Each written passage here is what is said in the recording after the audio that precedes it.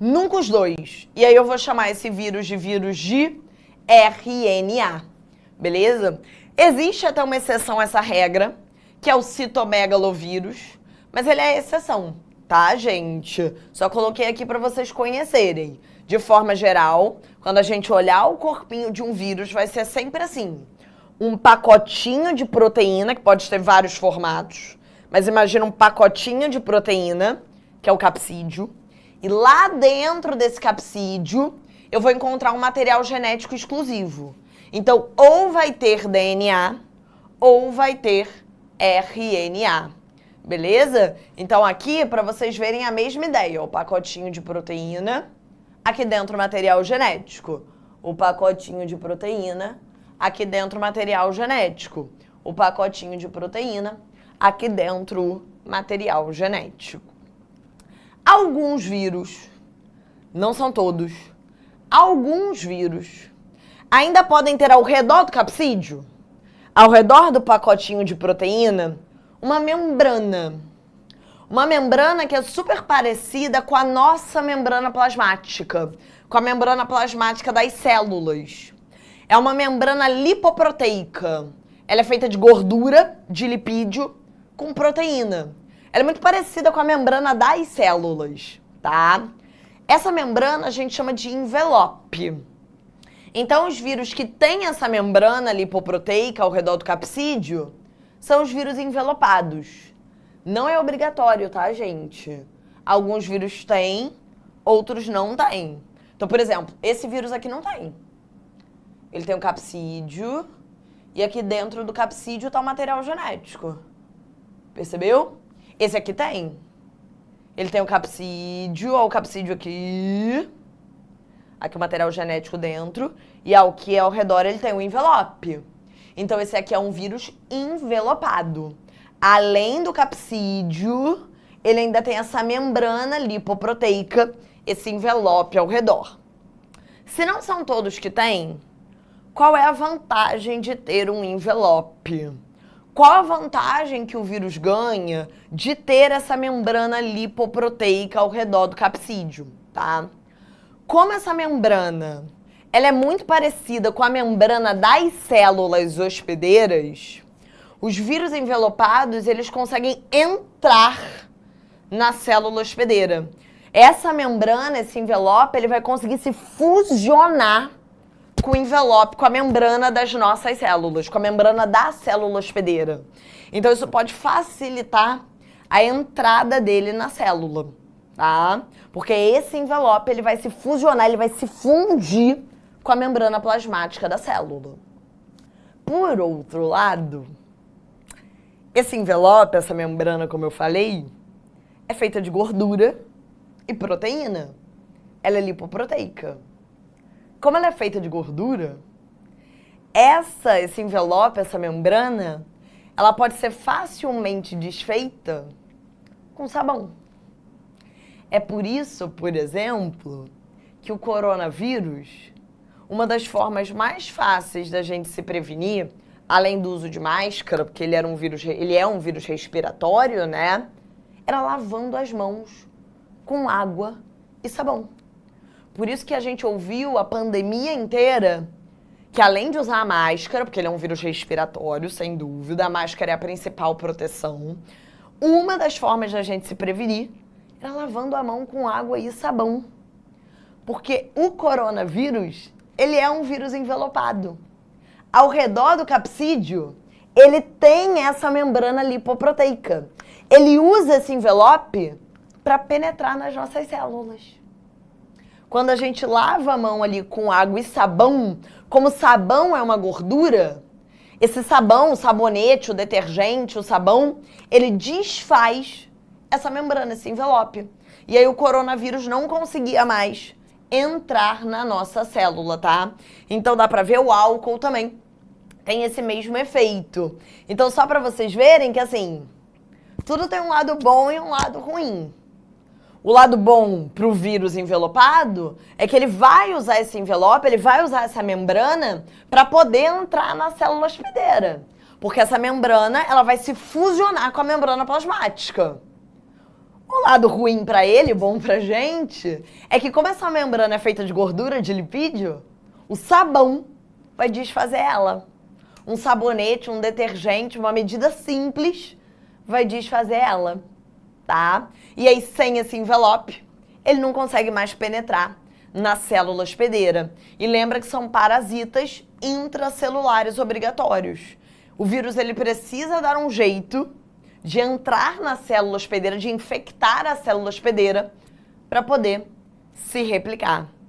Beleza, gente? Tranquilo? Aqui eu coloquei outros exemplos, além do coronavírus, de vírus envelopados, tá? O vírus da herpes, o vírus da varíola, da rubéola, da gripe, além do corona, são todos vírus que têm esse envelope, que tem essa membrana lipoproteica ao redor do capsídeo. Inclusive, no coronavírus, é esse envelope que dá esse aspecto de coroa. E por isso o nome coronavírus, tá? Então também poderia cair uma questão sobre isso. Mas lembra que existem vírus não envelopados, que só tem um capsídeo.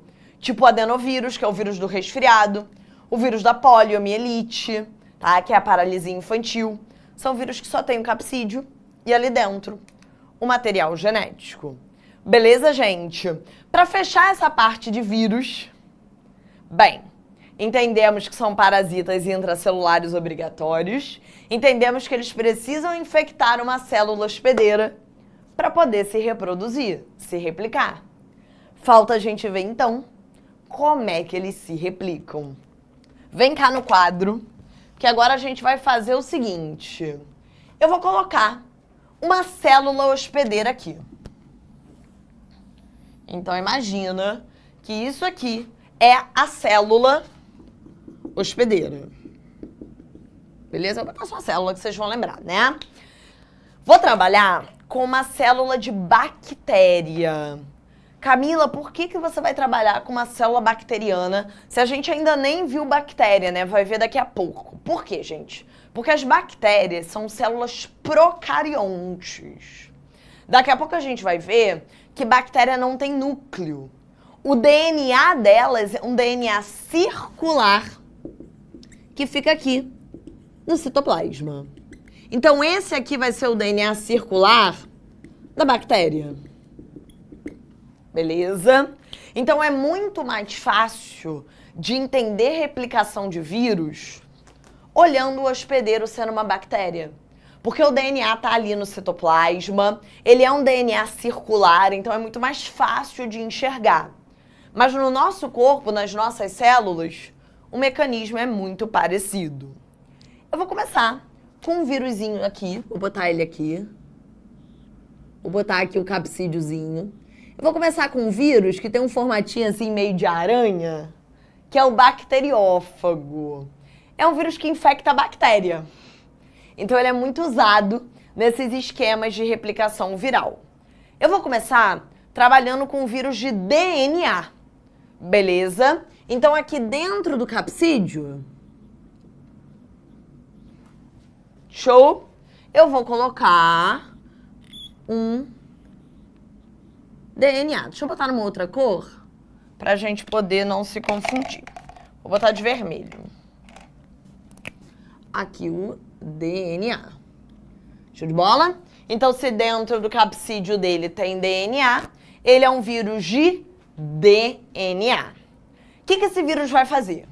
Ele vai pegar esse DNA e vai colocar o DNA viral dentro da célula hospedeira. Esse DNA do vírus, ele vai se fusionar, ele vai se juntar com o DNA do hospedeiro. Então, aqui está o DNA da célula e aqui de vermelho está o DNA do vírus. Vai acontecer a fusão do material genético, do DNA viral e do DNA do hospedeiro. A partir de agora, a célula vai entender esses genes do vírus como se fossem dela. A partir de agora, a célula vai entender esse DNA viral como se fosse dela. Como se esses genes que estão aqui fossem genes dela. A partir daí tem dois caminhos, gente. O primeiro caminho é esse DNA do vírus ficar ali fusionado com o DNA da célula, mas nada acontecer. Ele fica ali no que a gente chama de estado latente. Ele fica ali meio que silencioso, escondidinho. Então, repara, você tem o vírus, o DNA viral tá ali incorporado ao DNA da sua célula, mas a sua célula não tá usando ele. Ele tá ali silenciado em estado latente. É o que a gente chama de ciclo lisogênico. Vou te dar um exemplo. Esse é o caso da herpes. Não sei se vocês já ouviram falar da herpes simplex. Acho que tem uma imagem aqui, posso ver? Aqui, Renan, acho que tem uma imagem para o pessoal olhar. Aqui. A herpes. Vocês já viram esse vírus que dá essas feridinhas na boca? Pois é. A pessoa, às vezes, ela tem herpes, mas ela não tá com a ferida o tempo todo. Por exemplo, vou dar um caso da minha mãe. A minha mãe tem herpes, tá? Mas a minha mãe não tá com ferida o tempo todo. Mas ela não tá curada. O vírus tá ali escondido. O DNA do vírus da herpes, o vírus da herpes é um vírus de DNA, tá ali fusionado com o DNA das células da minha mãe, da boca da minha mãe. Tá ali escondido, em ciclo lisogênico. Se por algum motivo a imunidade da minha mãe cair, se ela ficar estressada, se a imunidade dela baixar, a célula vai começar a pegar esse DNA viral e vai começar a transcrever. Vai começar a formar a partir dele RNAs mensageiros. RNAs que vão ser traduzidos para formar proteínas virais. RNAs que vão ser usados para produzir novos vírus. Então, se a imunidade da minha mãe começa a cair, esse DNA aqui do vírus, ele começa a ser transcrito, lembra de transcrição e tradução? Ele começa a ser transcrito, ele começa a ser traduzido. Ele começa a ser usado para produzir um RNA que vai dar origem a proteínas, proteínas que vão formar novos vírus da herpes. E aí as células ali vão ficando cheias de vírus, cheias de vírus, cheias de vírus, até horas que elas estouram. Elas sofrem lise. Vai acontecer o rompimento das células e a liberação desses vírus no meio. É o que a gente chama de ciclo lítico. Então eu vou dar um exemplo para vocês, tá? Minha mãe tava lá, sem nada, tava super bem. Tinha nada ali na boca, beleza. Aí tava lá, mas ela não tava curada. Você nunca se cura da herpes. Lá nas células da boca dela, o DNA das células dela tava fusionado ao DNA do vírus da herpes. Ele tava lá em silêncio, ele tava lá em estado latente, ele tava lá em ciclo lisogênico. Aí a minha mãe recebeu a notícia que minha avó faleceu. Algumas semanas atrás, né, minha avó faleceu, já estava muito velhinha, mas enfim, foi um impacto pra gente. Minha avó faleceu. Alguns dias depois, minha mãe estava cheia de ferida na boca. Se estressou, a imunidade caiu, aquele DNA que estava lá em ciclo lisogênico, aquele DNA viral que estava lá em estado latente, começou a ser transcrito, começou a ser traduzido. Ele começou a ser usado pela célula da minha mãe para produzir novos vírus. Novos vírus que foram estourando essas células aqui da boca. O ciclo que antes era lisogênico virou um ciclo lítico.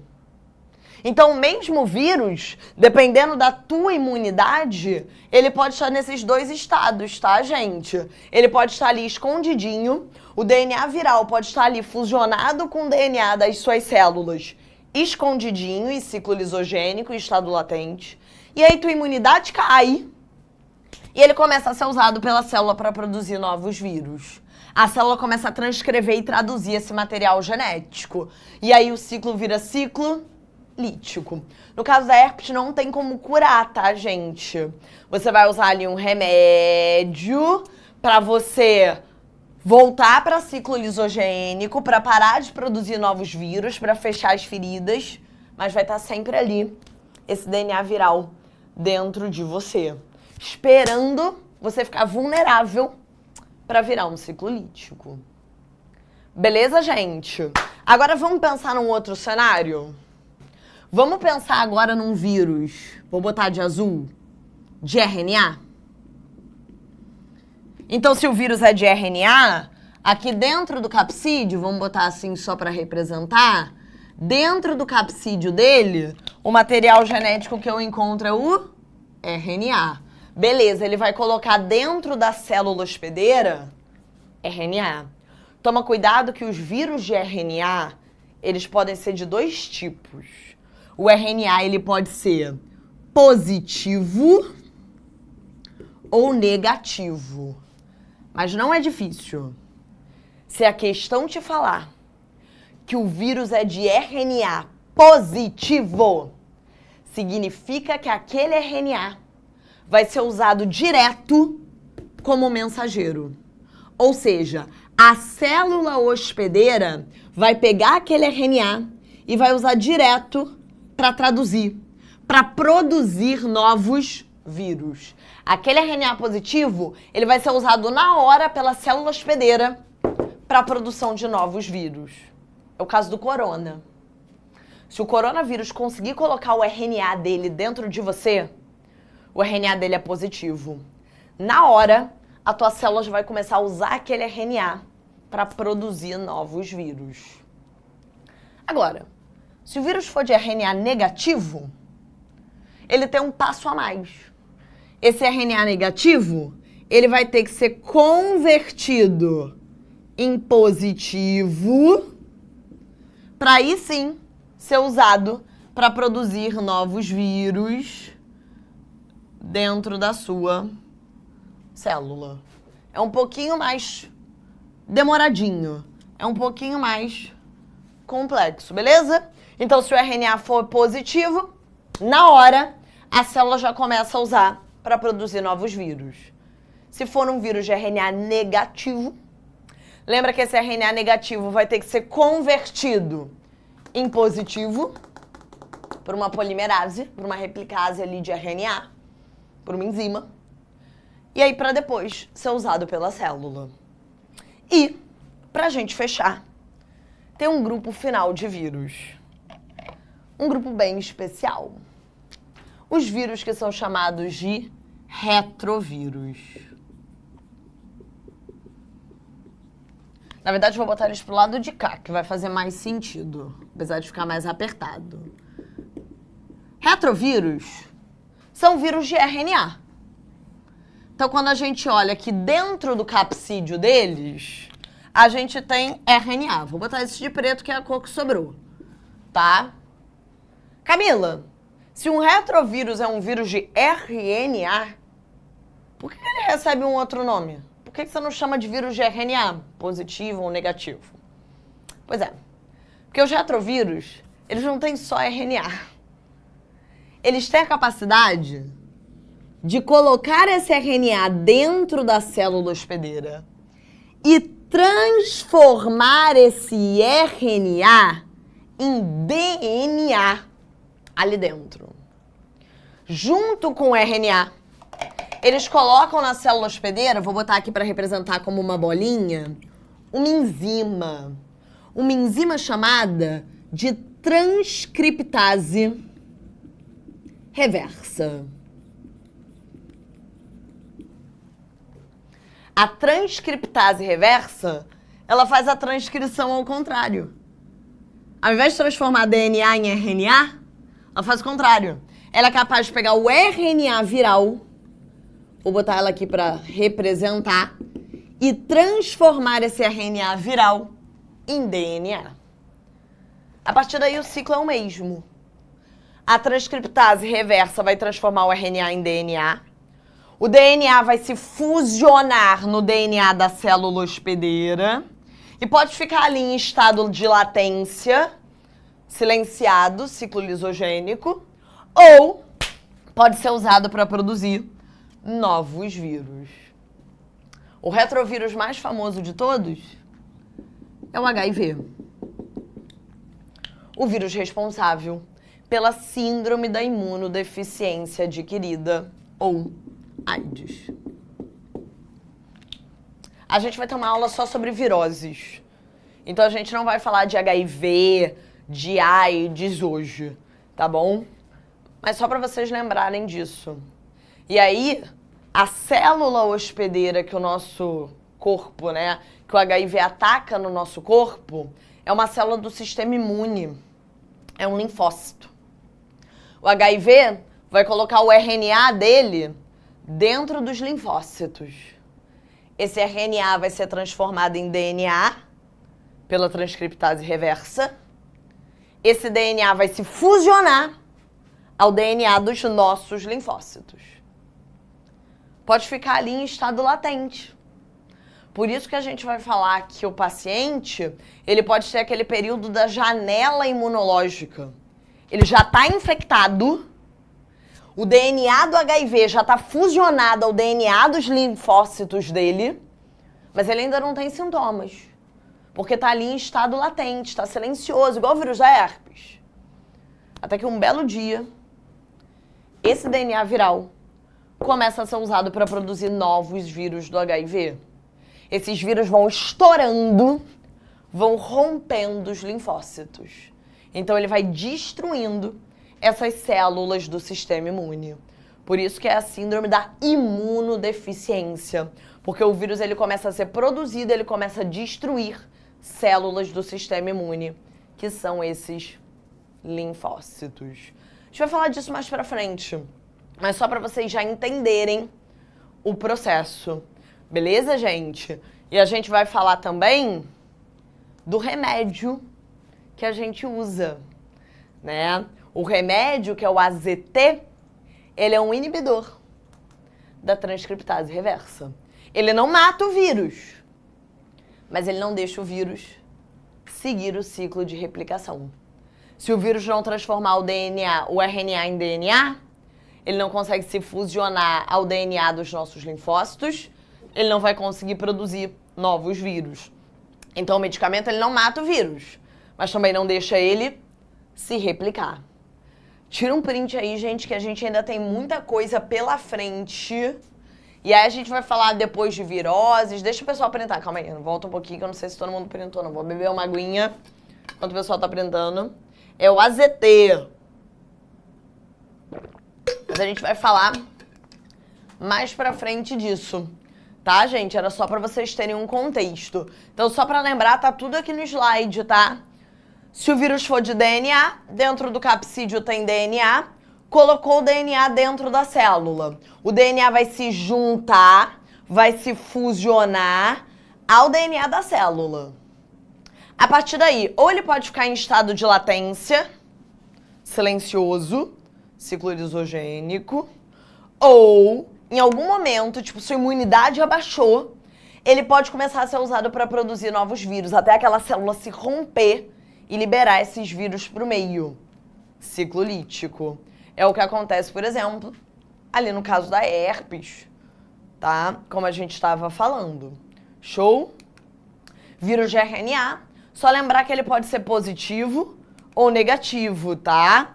Então, se ele for positivo, ele vai ser usado diretamente para produzir novos vírus.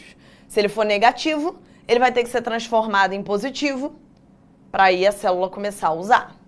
E por fim, os retrovírus, já coloquei aqui direto o vírus do HIV, que é um vírus de RNA. Aqui dentro do capsídeo tem RNA, mas também tem essa enzima, que é a transcriptase reversa, que vai ser capaz de pegar esse RNA e transformar em DNA. Aí o caminho é o mesmo. Esse DNA se junta ao DNA da célula e a partir daí ele pode ficar em estado de latência ou começar a ser usado para produzir novos vírus. Beleza, gente? Bastante coisa que a gente passou aqui, mas ainda tem muito mais coisa pela frente, porque a gente ainda vai falar de bactérias nesses 15 minutinhos finais. Nosso primeiro reino, o reino Monera. O reino Monera é o primeiro reino que a gente vai aprender.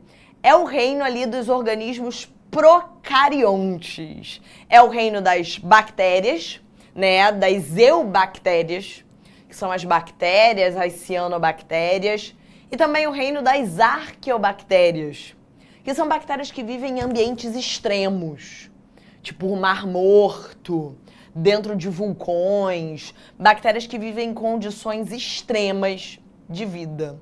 Ah, o que significa, como eu estava falando para vocês, e aí já joga para cá, Renan, que eu já vou apagando e falando, que agora a gente vai olhar a bactéria. Vamos apagar e reconstruir essa bactéria agora aqui sem infecção, né? O que significa falar que uma bactéria, né, ela é um organismo procarionte ou procarioto? A gente já passou por isso na aula de citologia, hein? Quem estava aqui em Bio 1, na aula de citologia, vai lembrar disso. As bactérias são procariontes ou procariotas porque elas não têm núcleo. Essa é a primeira característica. Quando a gente olhar uma bactéria, a gente vai ver que o DNA dela é um DNA circular. E ele é um DNA que vai estar aqui, no citoplasma. Não vai ter a presença de um núcleo, não vai ter a presença de uma carioteca, de um envoltório nuclear para proteger. O DNA ele vai estar solto no citoplasma, beleza? Além disso, elas não têm organelas membranosas, porque a única organela que elas têm é uma organela que não tem membrana. A única organela, que eu vou representar aqui como essas bolinhas, é o ribossomo. Galera, toma cuidado, hein? Eu vejo às vezes um pessoal falar assim, é procarionte porque não tem núcleo e não tem organelas. Tá errado. Não tem núcleo, o DNA tá aqui no citoplasma, verdade, mas tem organela sim. Tem o ribossomo. Só não tem organela membranosa, porque o ribossomo é uma organela sem membrana. Show? Lembram para que serve um ribossomo? Ribossomo é uma organela que faz síntese, que faz a produção das proteínas que essa bactéria vai precisar. Show de bola? Além disso, na aula de citologia, a gente viu que algumas bactérias ainda podem ter um DNA extra. Quem lembra disso? É um outro DNA circular, mas ele é um DNA extra. Ele pode ou não estar presente. É um DNA que a gente chamou de plasmídio. Quem lembra para que serve um plasmídio? Qual a vantagem dessa bactéria ter esse DNA extra? Não são todas que têm. Mas quando a bactéria tem o plasmídio, ela tem uma grande vantagem. Esse DNA é um DNA que tem genes de resistência aos antibióticos. Quanto mais plasmídios uma bactéria tiver, quanto mais desses DNAs extras ela tiver, mais resistente ela é aos antibióticos. Na aula de citologia, a gente falou até das superbactérias. Das bactérias, lembra? Que tem plasmídios para todos os antibióticos que o ser humano conhece. Aquelas bactérias que se você pegou, ferrou, porque não vai ter como tratar. Elas são resistentes, ela tem plasmídios para todos os antibióticos que a humanidade conhece. E hoje ainda, eu vou te contar que elas podem passar esses plasmídios umas para as outras. Segura aí a informação. Agora que a gente olhou a parte de dentro, vamos dar uma relembrada na parte de fora? Porque além da membrana plasmática, as bactérias ainda podem ter outros dois envoltórios. Além da membrana plasmática, toda bactéria, toda bactéria vai ter aqui a presença, vou botar de vermelho, da parede celular. Lembra disso, gente? Uma parede que vai dar para a célula sustentação e proteção. Falei isso para vocês, toda vez que uma célula tiver parede, pode ter certeza que a parede vai ajudar a sustentar e proteger essa célula, tá? Uma parede celular que é feita de uma substância meio doida. Falei para vocês na aula de citologia, de peptídeo glicano ou mureína. Nem quero que vocês decorem esse nome não, tá, gente? É só para vocês saberem que é uma parede diferente de planta, tá? Nem parece com a parede de celulose das plantas. Também não parece com a parede de quitina dos fungos. É feita de outra parada que esse peptídeo glicano. Algumas bactérias, eu vou botar de azul de novo, porque não são todas que tem. Algumas bactérias ainda tem aqui um outro envoltório que tinha tipo uns pelinhos que a gente chamava de fímbrias. Lembra? Uns pelinhos que ajudavam ali a adesão da bactéria. Era um envoltório que a gente chamava de cápsula. Por fim, algumas bactérias ainda vão ter aqui, ó, um flagelo para locomoção. Tira um printzinho aí, tá? E para quem estava aqui na aula de citologia, já deu uma boa adiantada nisso, né? Mas eu coloquei aqui tudo de novo para vocês lembrarem. Então, olha aqui o DNA solto no citoplasma. Olha aqui o plasmídio, no caso, essa bactéria que tem esse plasmídio, que é esse DNA extra.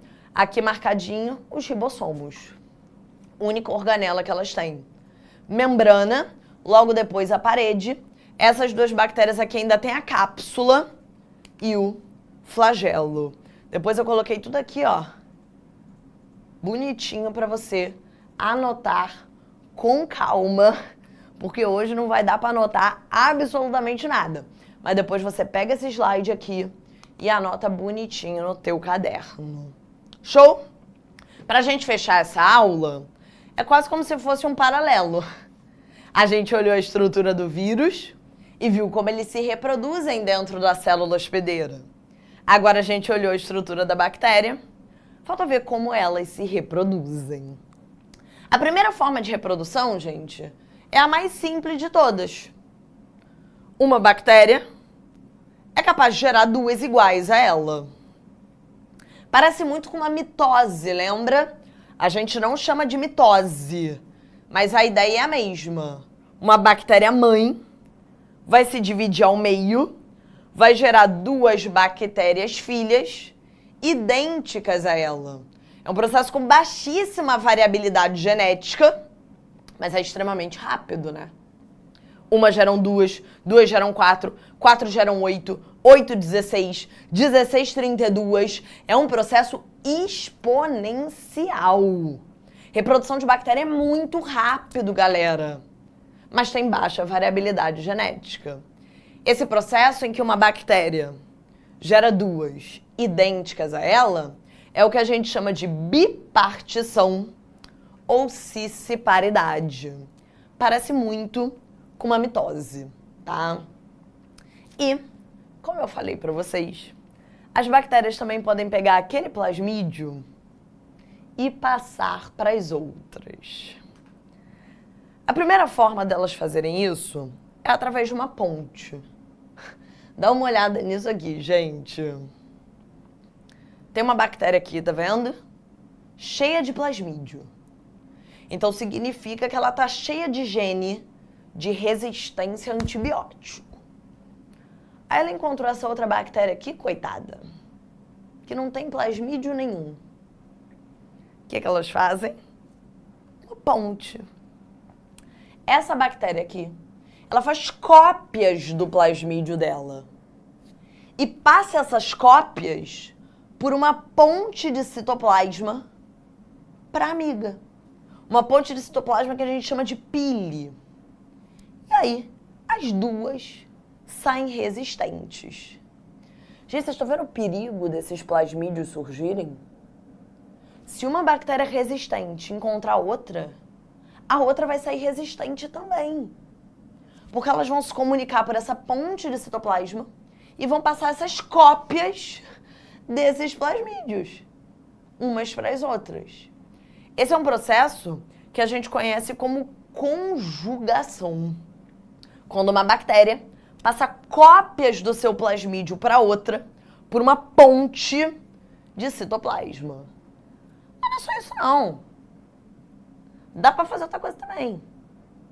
Se a bactéria morrer, então imagina que ela morreu. Ela pode liberar esses plasmídios no meio. Então ela morreu, estourou. Vai liberar esses plasmídios no meio. Uma outra bactéria que estiver passando por ali pode incorporar, puxar para dentro dela esses plasmídios, que é o que a gente chama de transformação. Bizarro, né?